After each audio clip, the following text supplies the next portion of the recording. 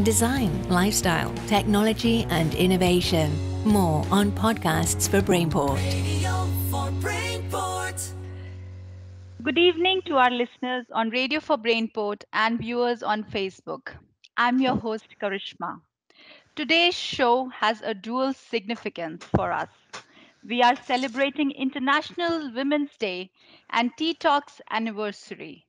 To make the celebration remarkable, we have with us a very special person, a woman who has not only inspired other women but entire nation, a fearless leader who has stood for herself, for the betterment of society and the rights of people around her. Dr. Kiran Bedi, our honorable guest for this evening. Dr. Bedi is India's first and highest ranking female police officer, former Lieutenant Governor of Puducherry, a leading social activist, an author, a tennis player, a woman of principles and values. She is a recipient of many prestigious awards, such as the President's Gallantry Award 1979, Women of the Year Award 1980, Raman Magsaysay Award, which is also known as Asia's Nobel Peace Award, and many more. Dr. Kiran Bedi, welcome to our show.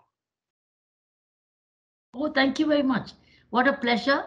Long overdue. We've been talking about it. Finally, it's happening. I'm so grateful to you, Supriya and Karishma. Good evening, Dr. Bedi. It's an immense pleasure and honor to have you with us today. You are a generational icon of women empowerment.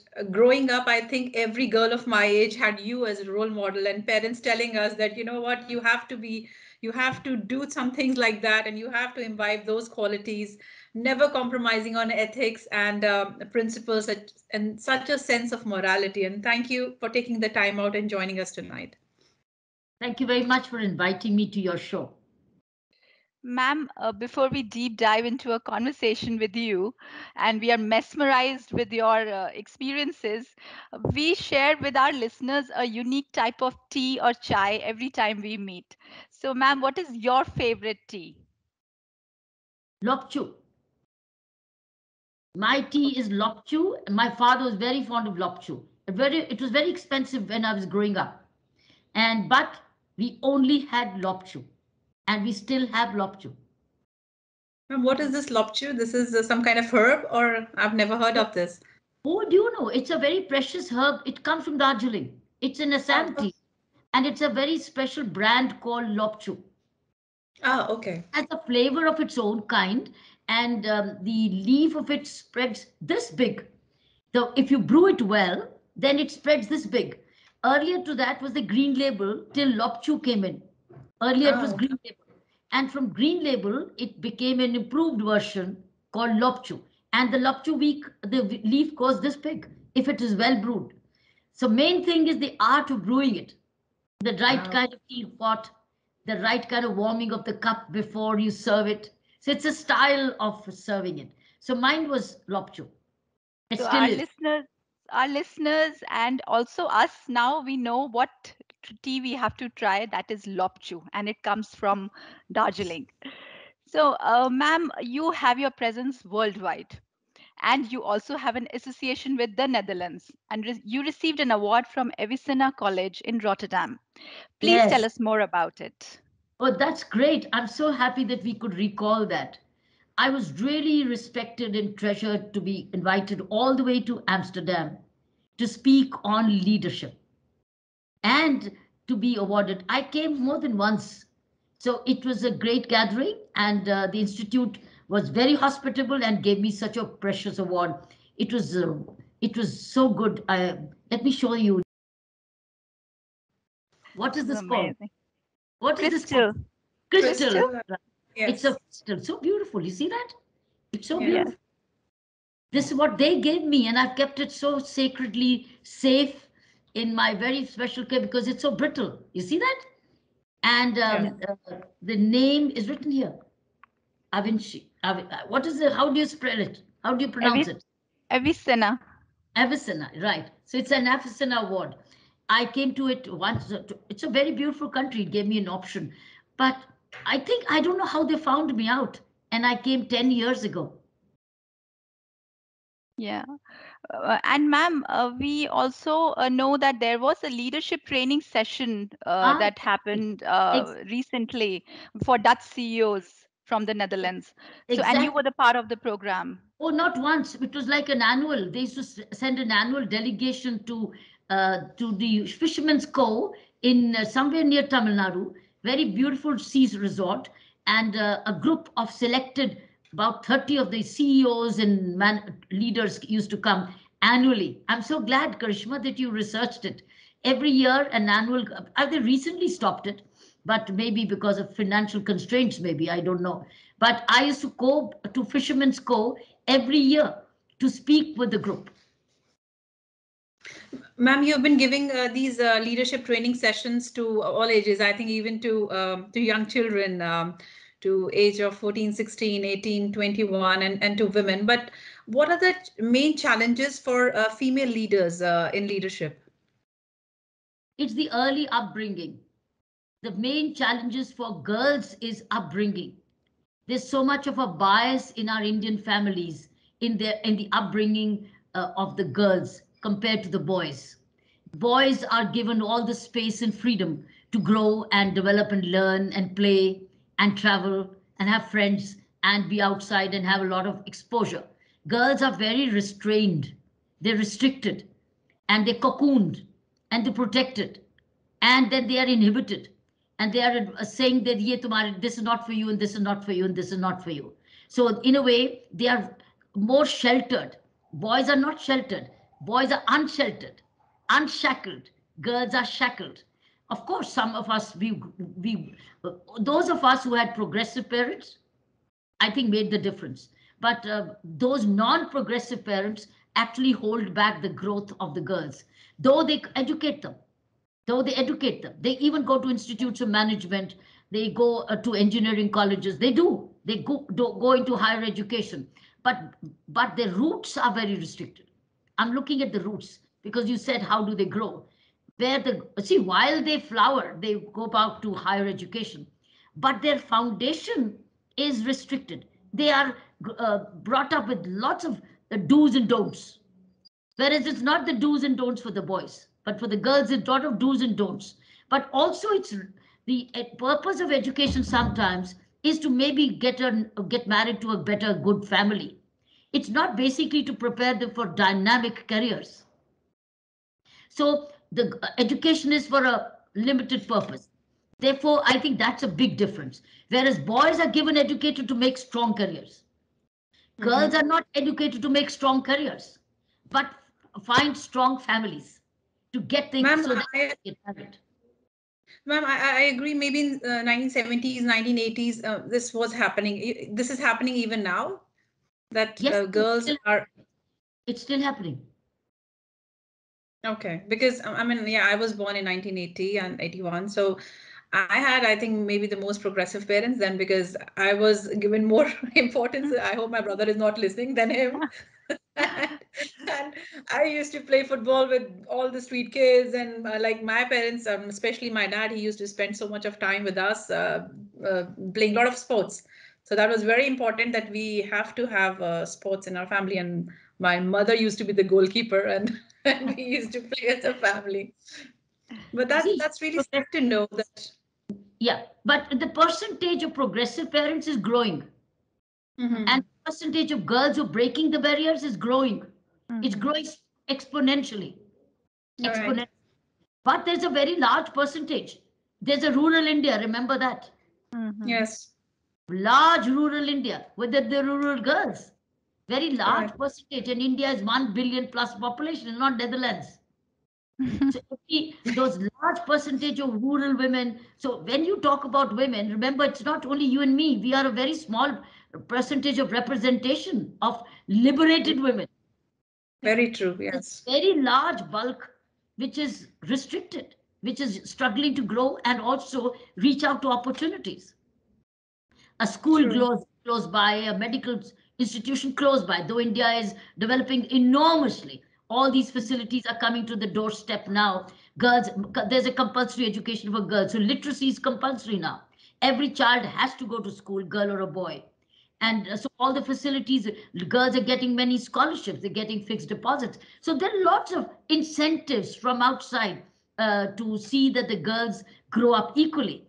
But yet the bias, a preference for the boy remains, because in Indian culture still the boy is a carrier of their son, of their family legacy, and girl is a migrant or she's an immigrant because she migrates to another's home and also chooses to lose her identity sometimes.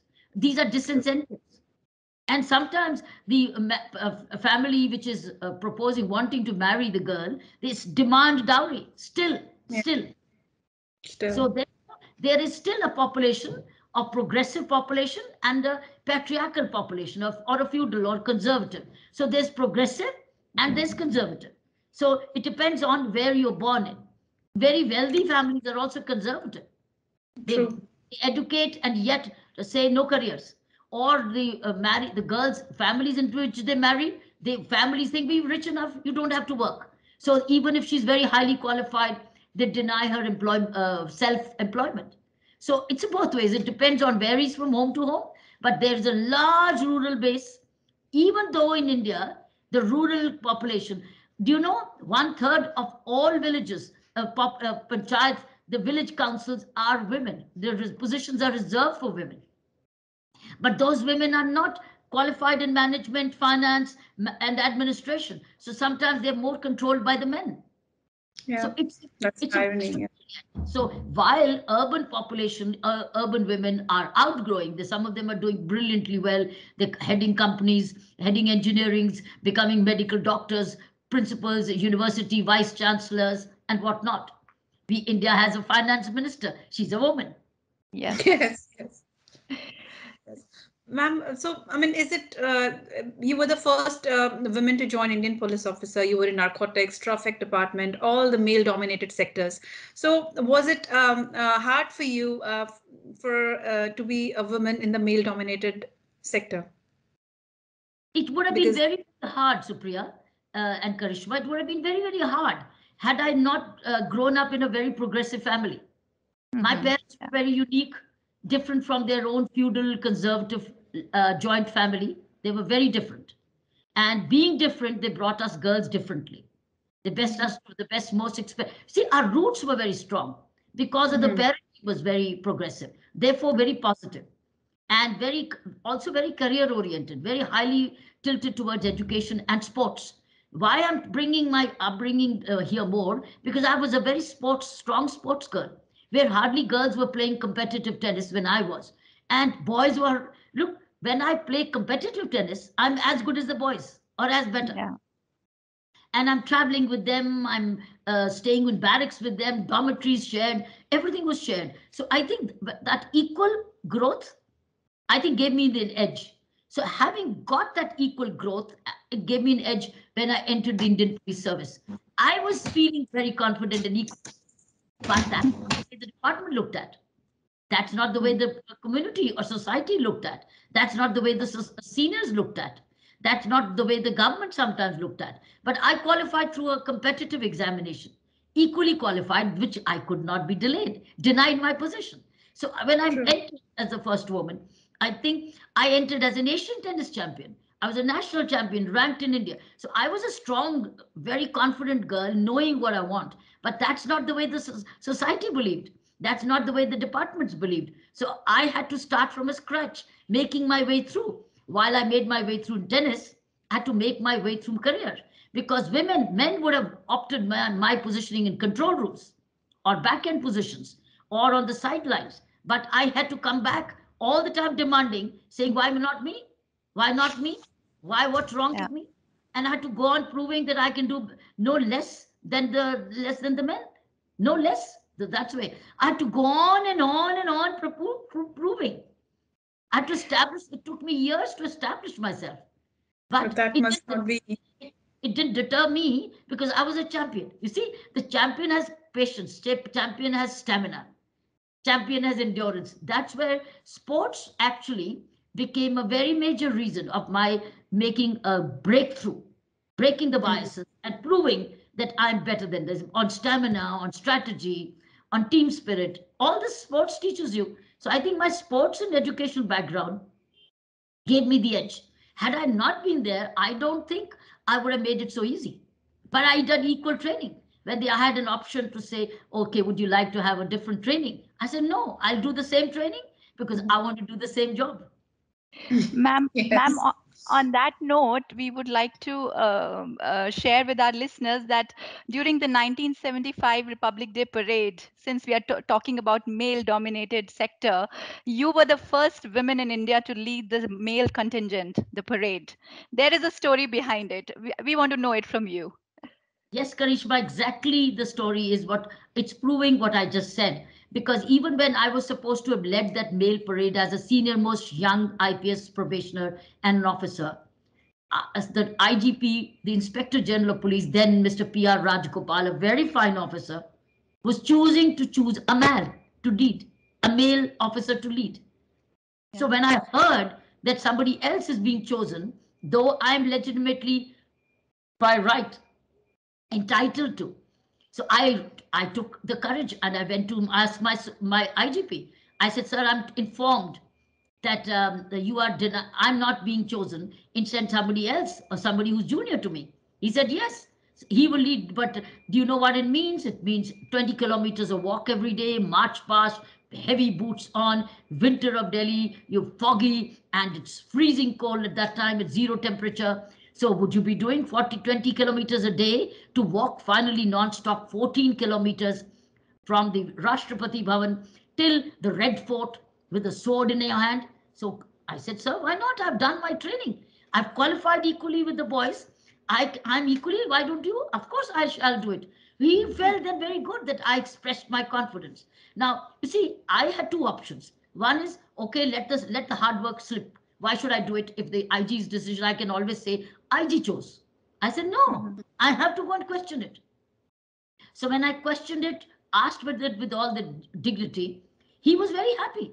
So that was a very important breakthrough for women in India because 1975 was also declared as the Woman of the International Year of the Woman by the United Nations. And that made world news, it made national news, and everybody around the country, the media, highlighted that the woman leading a male contingent on the Republic Day parade for the first time in India.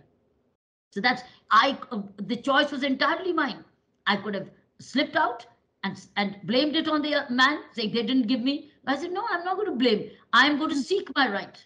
So I went and sought my right and I proved myself right. And I did it even better than anybody else. So I think that was it. But my internal upbringing was very important. Yes, true. Ma'am, sports and the upbringing, and I think education plays a very important role in all this. But, ma'am, did you always know that you wanted to be a cop?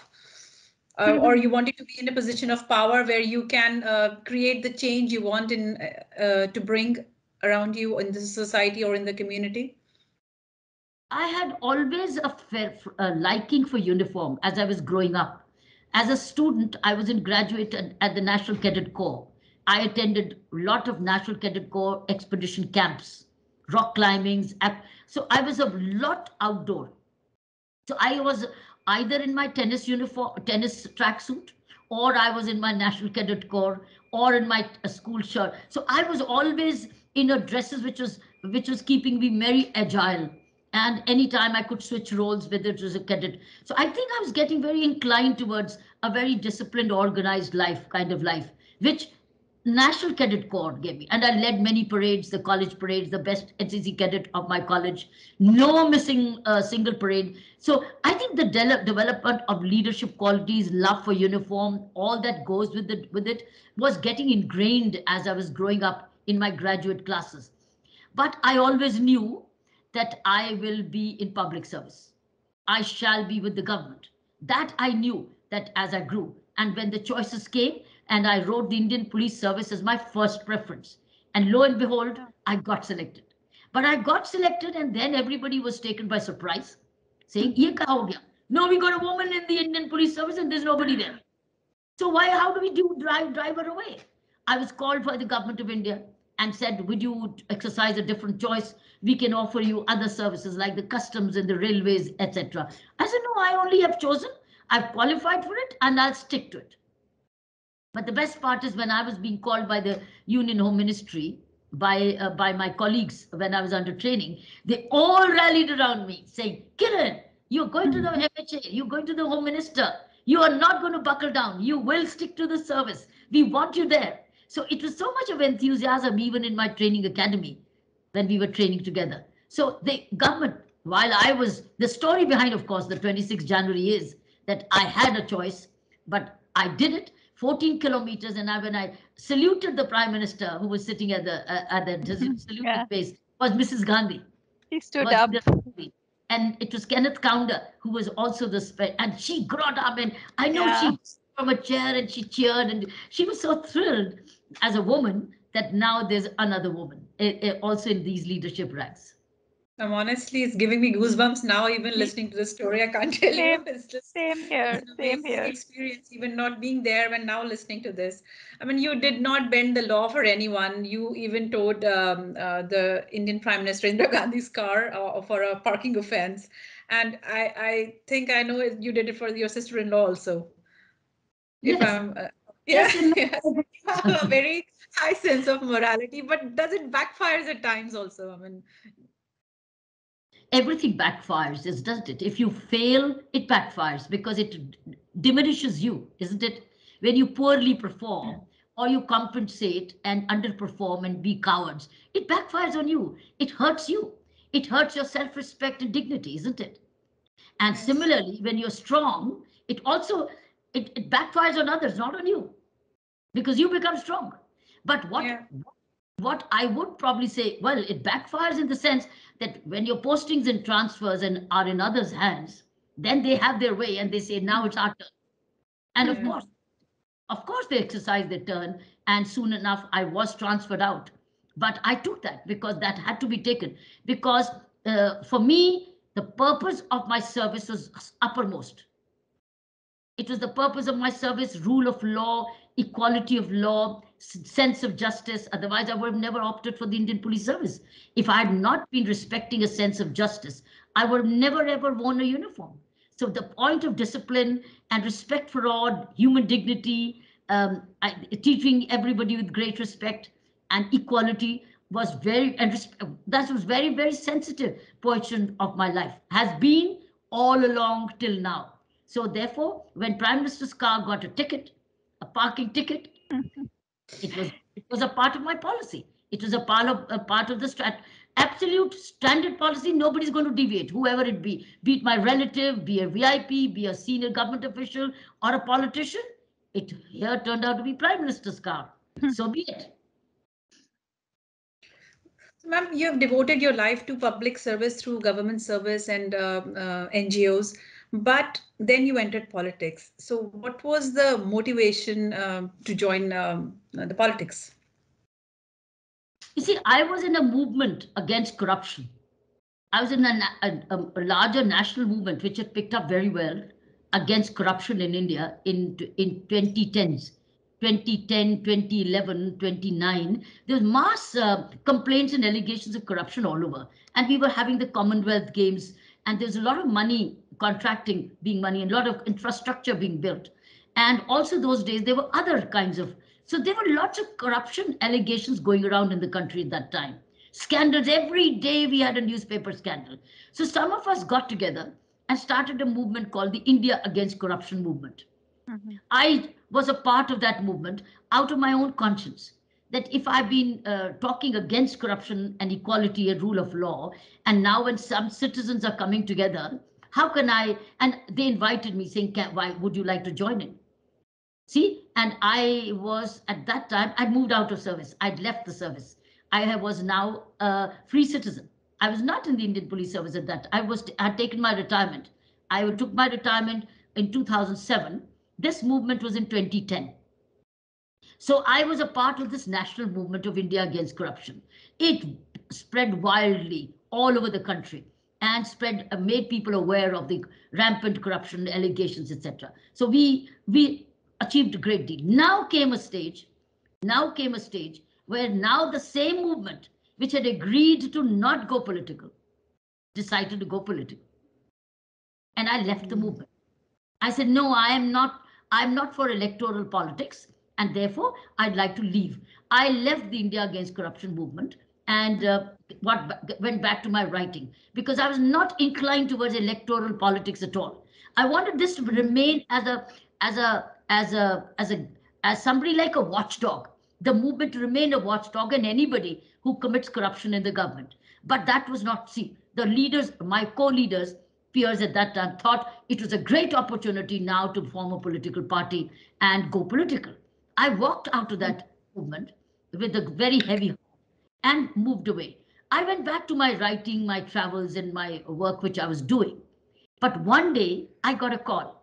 I got a call from a very senior person in the government and said, would you not like, you love Delhi, you serve Delhi, and Delhi's given you everything. Would you not like to contest from one seat where so that we can now uh, uh, uh, transform Delhi and make Delhi into a great city, great town. You see, they touched a raw nerve in the sense love for Delhi and to said that would you like to compete against so and so because that people will vote for you because I was a Delhiite. So when that chord was touched, saying, no, Delhi needs you, and you now owe it back to Delhi because Delhi also gave you everything. And I start to, this was a moral dilemma. Should I say yes or no? Would I be selfish? Because I know electoral politics is absolutely total surrender to people. It's a surrender, it's a surrender of every moment of your living life. Politics is, electoral politics is very, very demanding because people demand the max amount of you. Yeah. I conceded. And I said that I will, okay, if I'm elected into the position which I was asked, I said, I will run the administration, which I'm good at. I'm very happy, but I'm not getting into politics. You handle the political side. So that person assured me, yes, we will handle the political equations. You just go and govern Delhi. Because they thought I could govern Delhi, I could administer Delhi, since I knew Delhi by heart. That is the time, on that condition, I gave in and I stood up. So it was not joining politics. It was like basically trying to see what I can do for the city of Delhi without being political in that sense. Yes, it was an election, but I lost that election, fortunately. Fortunately for me, because I'm not cut out for electoral Fortunately. politics. And fortunately for me, I celebrate in a way. And after I moved out of it, I never went back to it because this is not my beat. This was not my inner side. Electoral politics was not my nature. You need to have a nature for that. My nature was for administration. So I went away. I never thereafter returned to my work, which I was very comfortable with, my own non-profit organizations and my writings and my travels and speaking engagements. So I never went back to anything like that of an electoral politics. So whether you would say I went into politics, well, I went for a reason.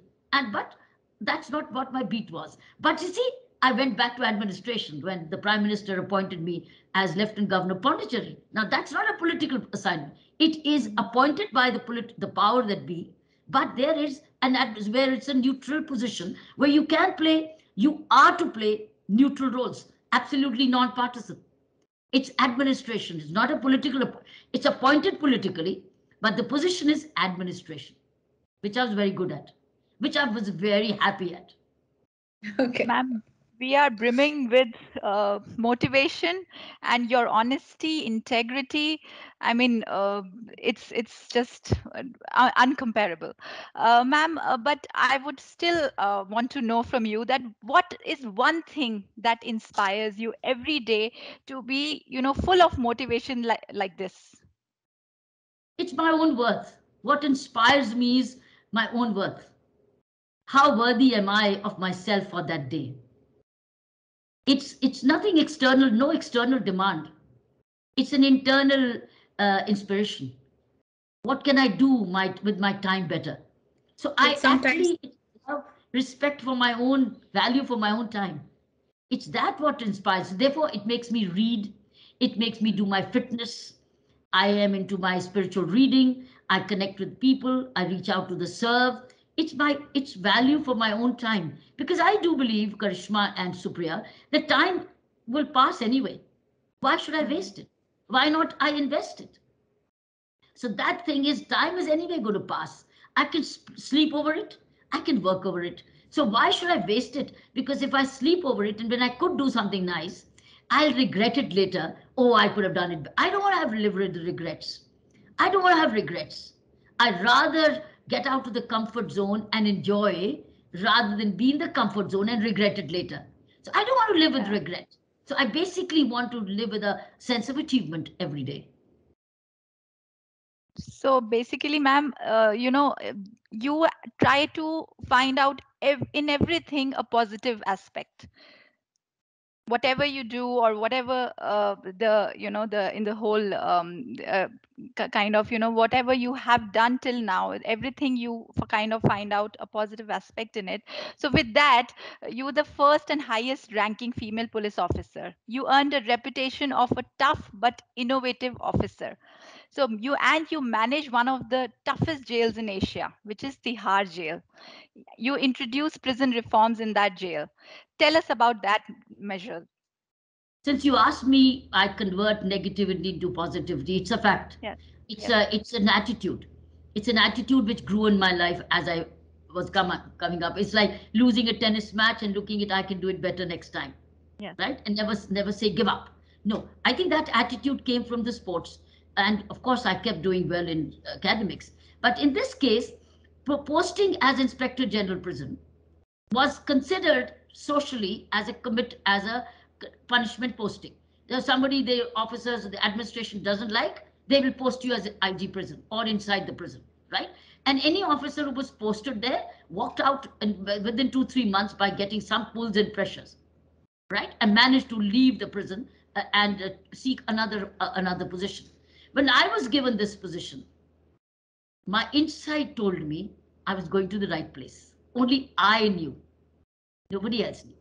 Even my family was very scared that now she's going to go work around with the prisoners, and on prisoners getting released, they'll all be outside our gate and asking for help because mummy knew that I'll get more involved with people, and now they'll all start getting expecting, and now they'll be all at our doorstep. And mummy was wondering, now Kiran will be overburdened. Now we'll every day have people released at our gate door, like many others, other issues. So, but I knew, and another colleague of mine said, Kiran, why are you going there?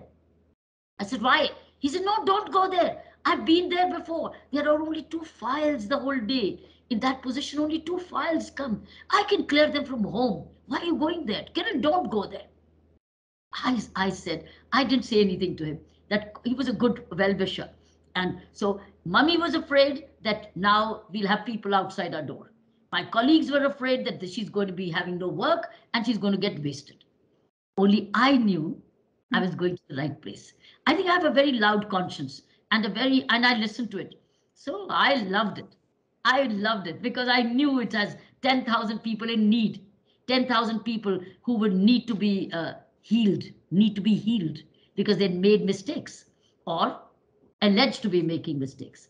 So I think I went into with that total vision, clarity in my mind. I'm going to turn it around. It's got 10,000 people. I know what to do with them. And basically, I'm a teacher at heart. I'm basically a teacher at heart. So I said I will allow work to see that they get teachers. They get teachers which they never got to during their life. Probably had they had good teachers, they wouldn't have been in prisons today. So I will be two things to them. I'll be like a parent and I'll be a teacher and I'll be a provider, right? A parent, teacher, and a provider. So I will give them everything that's required to be good students, to good citizens, to be responsible, and how to clean up their mind because the crime grows in mind, right? So that's what happened to turn it negative into very positive. And now I had no resources. There were no budgets because reform was never part of the prison budget. There was no budget. It's only food money, no education money, not much at all. No creativity, no education, no skills development, nothing. Not I even today. Yeah, sorry. Not even today. Today also they No, don't get these budgets. no. Now they are. Things Okay. changed after.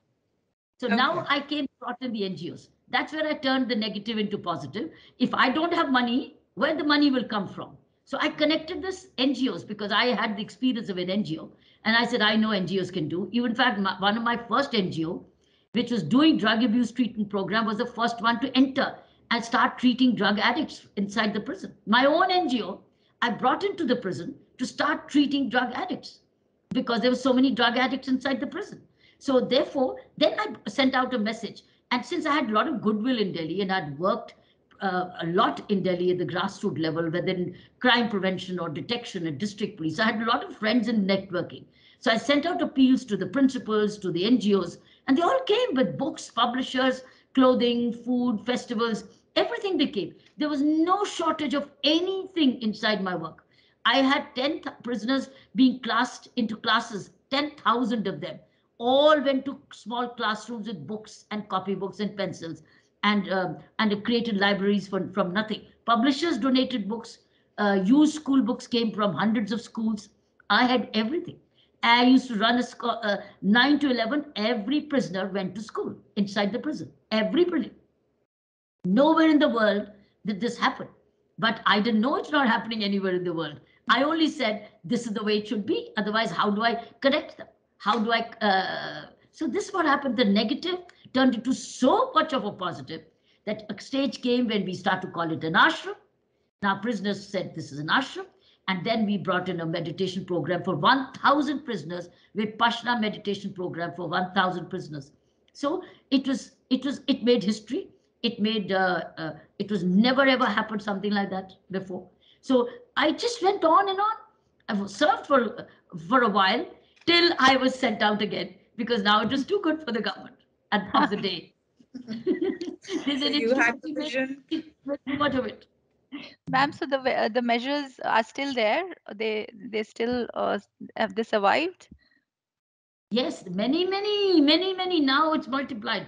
In fact, now many NGOs are working in most of the prisons around the country. More than 1,500 to 1,600 prisoners are very NGO driven. In fact, that set the trend of prison reforms. In 1993 to 95, set the trend for prison reforms in India. It was a revolution. And after that, the Government of India policies fell in place. The Bureau of Police Research and Development designed strategies and policies. A new Police Act, Prisons Act was formed. Okay. All that I did became a part of the Delhi Prisons Act. That means you don't have a choice, but to do all that was done by a voluntary effort now becomes a legal effort. It's a legal responsibility to run playway schools for children, right? My own foundation called the India Vision Foundation, which came as a Magsaysay Award, runs the playway schools for children inside the prison. The children who come with their mothers, Indian prisons allow. So up to the age of 5, we run daycare centers. So, and Supreme Court ordered daycare centers all over the country in the prisons.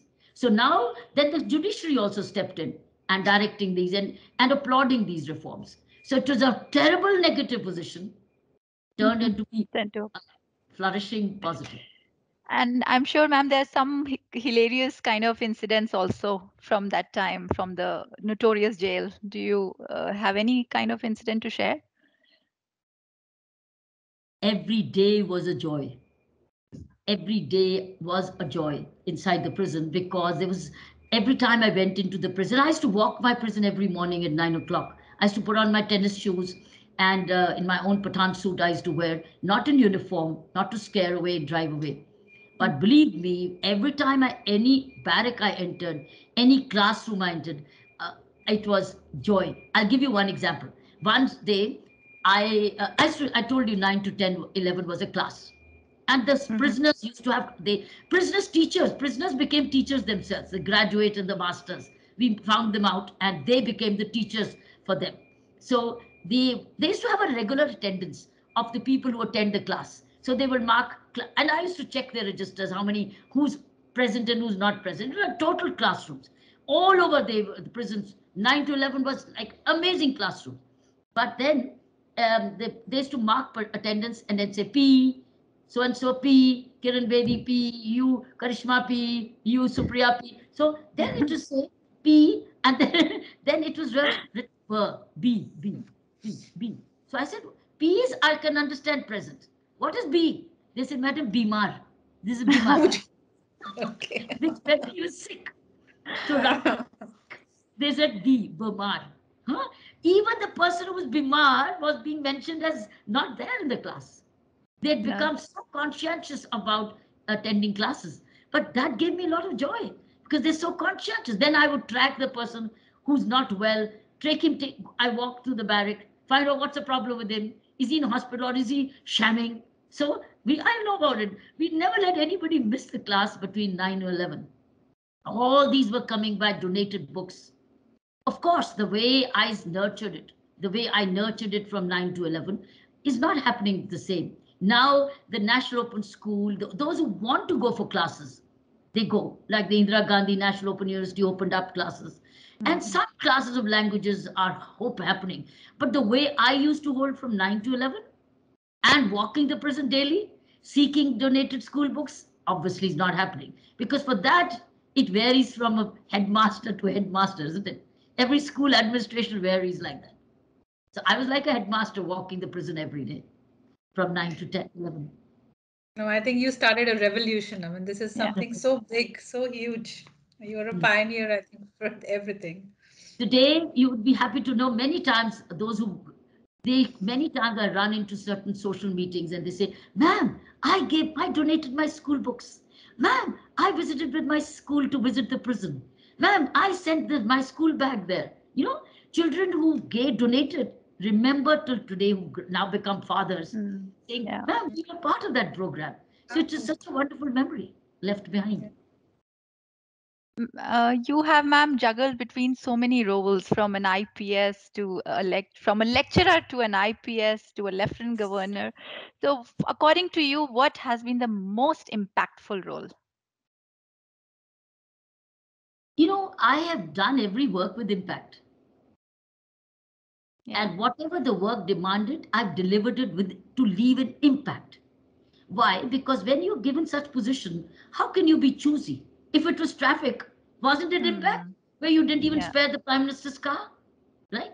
If it Yeah. was a district policing connecting with rehabilitation of anybody arrested, it's impacting, right? Similarly, in the prisons, 10,000, everybody's impacted because everybody has to study and be taken care of. I have had a very holistic view of working. Mine is very Mhm. comprehensive. I don't work in parts. If I take up a cause, I take it completely. And if that is the demand of the situation, then even in traffic, I used to go to the length and breadth of the city of Delhi during my DCP traffic times. Never spared, whether it's a VIP area or it's a poor area. Poor can get away with traffic jams. New area needs only. No, on the contrary, never went to the new VIP areas. I went to the poorer areas where there were congestions to see how can they live a better quality of life. So my approach has been similarly when it came to administration of Puducherry as Lieutenant Governor. It was the entire population of Puducherry which had to benefit from my work. Entire. With the result that Lieutenant Governor's office was connected to the last person in Mm. Puducherry. They knew the Lieutenant Governor is for them and that they could trust and that they could come to meet any day when the Raj Nivas is open. So I had the open system. So my whole approach, so if you say impacting, I think it was the recent one, memory being what it is, the recent one is most impacting because it's in public memory right now. Yeah. It's all over in the social media sometimes, it's also in the book. So I think now with this latest book, it's come alive all the more and it'll get perpetuated. But interestingly, all my work has been written. The prison work, the Pondicherry work is in fearless governance work, right? My Tihar work is in the book called It's Always Possible. My policing work is in the book called I Dare. My NGO work is written in called What Went Wrong. So in a way, Mhm. I have had a habit of documenting and writing it. So if you read those, it's impacting. It's impacting. So which is more? Well, something which I've enjoyed all my work. So if I say I enjoyed that more, no, no, at that moment I was in it and I thoroughly enjoyed it. Though it didn't come easy. Nothing came easy. It demanded 12 hours a day, every day. 12 hours of energy every day, every single day. No holidays, no relaxation from that. But enjoying whatever I did was energy for me. So that's the way it's been from the beginning till now. So, since we are talking about your tenure as a Lieutenant Governor of Puducherry, so your book, what compelled you to write your recent book, Fearless Governance? because it had to be shared. It's such a wonderful work which happened collectively, where we really, by a very nice model of working together with openness, where a government office can open up and set new trends of governance. Instead of shutting it, open it up for people to come without any security threats and be heard and talked to, right? And it's resolved, issues resolved. So sharing the joy of giving. So I think the share of working together with the people of Puducherry and resolving issues despite many vested interests. I had mafias which were working against it. It's not that it was free of any threats. There were, I was being cartooned, I was being threatened, I was being blocked, I was also being agitated against.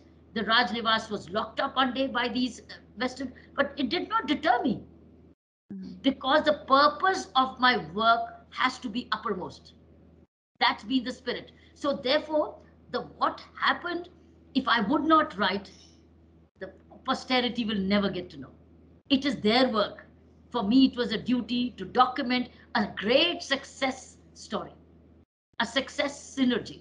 It was a successful synergy of collaboration, of public private partnership, of NGOs and individuals working together, and how I had to deal with everybody was not interested in hard work, how I got the work out.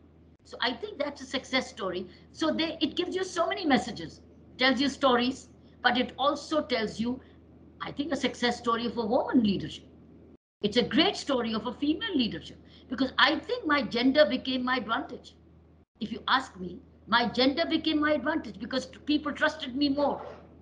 I saw people trusting me more, people giving me more help when I needed. People never ever doubted my integrity, and people felt that they had a mother in me or a sister in me or a friend in me. So I think people were very supportive. So my gender became a advantage. How I did it, how I did it. It could have been also distant because where people would probably keep away because the woman is a mystery. What kind of administration? What does she like? No, my likes were only people. Everything people centric. Everything had a purpose for people. So I think that's this why this book had to be written. And fortunately for me, I'd kept all my documentation intact, so that when I got to write it, it was based on evidence. Therefore, every chapter has a QR code. It has a video snippet. It has a document, and it has the minutes of the whatever I'm referring to, photographs, galleries, pictures, snippets, graphics, and videographs. I think it's great. So I had to. Otherwise, tell me all that work you would never ever get to see. I do not know when such a work can happen again. It's not 5 years of photo devotion. It was devotion to Pondicherry. So if you ask me what did I know more in Pondicherry, I knew the drains more, the irrigation canals not having water more than the restaurants which would serve me the best food. I knew all the drains by heart. I knew the ponds, the wells where they were dry and they're not clean. I think I knew that because I used to visit them over the weekends every time, working with the people. So Rajnivas was a entertainment. Every Thursday we had a cinema for the children. Every cinema for the lawns became a cinema, open air theater for children. The Life of Pi. So we will be showing all those kinds of movies. So children came to Rajnivas, visitors came to Rajnivas, officials came to Rajnivas, people, grievance redressal petitioners came to Rajnivas. So we only did was Rajnivas to open and come with on invitation, and all interfaith celebrations. So it became a people nivas. So from Raj Nivas, it became a people nivas. How nicely put, ma'am. Ma'am, but is it possible to teach people fearlessness? I mean, changing mindset is not easy. I think dealing with people and bring change isn't always a welcome, and it comes with a resistance. Yes, Supriya, it is easy and difficult. It's difficult if it is late. It is Mhm. easy if you grow with it. So if you grow with courage and decision making, it's like a language. Learning German and French now is not going to be easy. But supposing I grow up with this as a mother tongue, Yeah. It's very easy. So if I grow fearlessly, courageously, decisively, with the kind of growth and mentoring and nurturance, it's very easy because I Yeah. may question things. It's my nature then. But if I'm taught to be courageous and this thing later when it's already difficult, then I have to do a lot of unlearning, learning my own personal convincing. But if I'm strong and look, if I'm a born shooter and I've taken to the shooting range right from childhood or from swimming pool, for me diving is, I'm not afraid of the water. But if I do now, can I dive? No, because I never learned it when I could have learned it. So it's early leadership, which is the Yeah. critical. That's the roots. That's the foundation. So Yeah. parents have a role to play.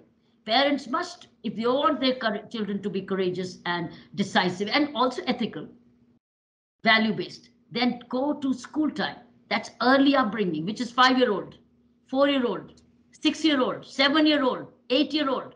That's a time to make them grow parallelly with it. Schools and homes have to reinforce, parents and mothers have to reinforce.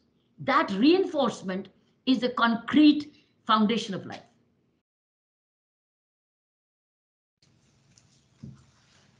True, ma'am. So, ma'am, what do you believe in feminism? What does feminism mean to you? There may not be any ism in my life, but for me, feminism means a woman who's aware of her own identity and is wanting to be self reliant herself and wanting to help others in need. A woman who is aware of the strengths of her gender and wanting to express and reveal and share her own identity and then be of value to others. For me, this is a stronger, self reliant woman. Right, ma'am. Ma'am, for example, in India and in Netherlands, both ways, if you talk about, there are, like in India, there are 1,020 women and 1,000 men. So we are a majority female population, and similarly, the statistics are same for Netherlands also. But still, fewer women hold position of power in Netherlands and in India, I think all over the world. So women are outnumbered by men within the European Union institutions and India, and this means actually every policy is made or proposed or adopted within a male-dominated environment. That's the irony. So, uh, do you think more balance is needed, and what more steps can be taken in this direction? I think it's a time for equal society, equal functioning. It's very, very important for merit and equality to come in, where you equally educated, equally qualified. True. I think it's a total case for shared responsibility. That means meritorious takes the place, man or a woman. And if the woman is meritorious, why should she lose her position because she's not a man? Right? So if women outnumber, so will they be outnumbering in suffrage, in voting? So they can vote in and vote out and block. So that means women in Netherlands as voters would be no less than the men or maybe outnumber. That means the power of position changes is with the women in Netherlands. So it's their choice now. Now, if they're not being equally treated, then the fault is also theirs. Why blame the men? Why blame the men? If you are equally empowered to vote in and vote out, Yeah. what do women want? Then it's very important, what do the women want? They can vote in and vote out. But it's still also a patriarchal society. It's a patriarchal society still. Even if your number is good, the other selections when it comes to political ticketing, giving political tickets or choosing, then the decision maker is the man. So he Yeah. prefers where he's comfortable in. Where he's Also, comfortable in. Also, Yeah. ma'am, even if we don't say it or feel it, there is kind of an unprecedented bias also in the mind, no matter what. So if we think about a nurse, always a female comes to the mind. If we think of a teacher, somehow, I mean, if you close your eyes and you think, oh, it must be a female. Whereas a doctor comes, you think, oh, it must be a male person. So that kind of bias which is set up in our minds is something I don't know how much time it's going to take that a doctor or a pilot, it has to be a male person. And if we think about a steward or stewardess, then it just automatically comes, oh, it must be a female. So it has, I think, over the generations, it has just set up in our minds that this is how what women are supposed to do, and men, it's their job. And somehow in politics also, I think women are fighting back. It has come to 30%, but I think it's time now more and more women should participate and think it's not just a male dominated world. It is everything we can do, and we should work for it rather than But just. also women hold themselves back. Yeah, yes, That's definitely. women hold themselves back for reasons very special to every one of them. For Yeah, some, it is a choice. I don't want, so she can rest on her roles, or she has home security, or she has support. It's her choice. She opts out. yeah, She correct, ma'am. Correct, ma'am. We as women, we put roadblocks in our own minds. So Mhm. see, there is gender gap. There is balancing home and professional aspirations. Or if we have to move to a new country because our spouse is moving, we do that.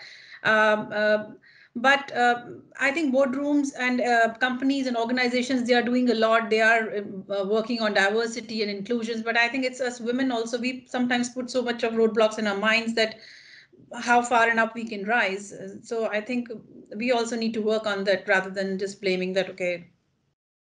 No, but there are roadblocks too. Our home is a heaven, but our home is Yes. also tough. Because in the home, Yes. Yeah. when we become mothers, then who does the child needs the We, mother? So we she take the primary go and responsibility invest also. Mm. herself more into the upbringing of the child. So being a mother is also demands a bit of a withdrawal, right? Mm. Because then what happens as a mother, that your priority is not you, your Yeah. priority is your child, and the priority becomes the career of your child. So she chooses to be. Not that many fathers wouldn't do that, they would also, but women do, and the children True. also come. So I think these are the choices which women are making for Mhm. themselves. But as I said, these personal needs are varying from person to person. For some, career at any cost. For some, children at any cost. Mhm. For some, Yes. hybrid at any cost. So I think Ma'am, we're all. Yes. but It's it's, ma'am, choice. naturally instilled also in females. I mean, Yes. it's in them. They're trying their best, as you and Supriya just mentioned, that everywhere we are trying to overpower, and we are trying our best to manage home and professional life. But still, somehow, it's naturally in females. Yes, that's true also, but the companies, the corporates need to step in and fill in those gaps. What are those cares? Child care gap, senior citizen care, the elders gap, right? The geriatric care, Yeah. because that's what also holds them back. Child care gap, adolescence gap, schools to become day boarding rather than closing in the afternoon. Because if you have a full day boarding, the school takes full responsibility for the extracurricular activities, which parents sometimes take care. Or teenager studies extracurricular activity. You see, our pattern, the way we look after our boys and girls as they grow, not just childcare, even elder care, right? Third, teen care, because at the teenage side, this boy or the girl is deciding the career cusp. That's the time when the parent starts wondering, what is more important, my child's future or mine? But Mm. if supposing there were infrastructure facilities where the schools make sure that the children's sports preferences or extracurricular preferences, they play a parental role. Every school sends them where the parent would have driven them, and send them with no homework. Finish. You see, the way we look at our schooling also concerning children, where the parents take a responsibility or the mother. That's where the mother's role will have to be shared with infrastructure at the workplace. Then you are putting more women and keeping more women at the work, higher positions, because now they know that the child is being taken care of, or the teenager growing has been taken care of. Supposing he wants to become a chess champion or he wants to become an athlete, then the school sends him to this, right, takes care of these, which the parent would have done. while the mother is at home and working till they go home. So they go home with no homework. Homework is finished in the school. See, the way that we educate, the way we administer our systems, I think was not geared up for women at workplaces. Now we have to do a quick transition for women at full-time workplace, not part-time, full-time. That means their responsibilities as a wife, as a mother, as a daughter-in-law, or as a homemaker is shared in this by the infrastructure. 1 hour is not at all enough, ma'am, to have a conversation. It's like in 1 hour, it's very difficult not to talk to you about so many things we still haven't covered, but we are going to look forward to have you again on our show. But before we wind up, ma'am, please, would you like to give us a message to the youth, to the women of today? Go, go for responsible, fulfilling lives. Self-reliant, responsible, and fulfilling lives for yourself and for the humanity as a whole.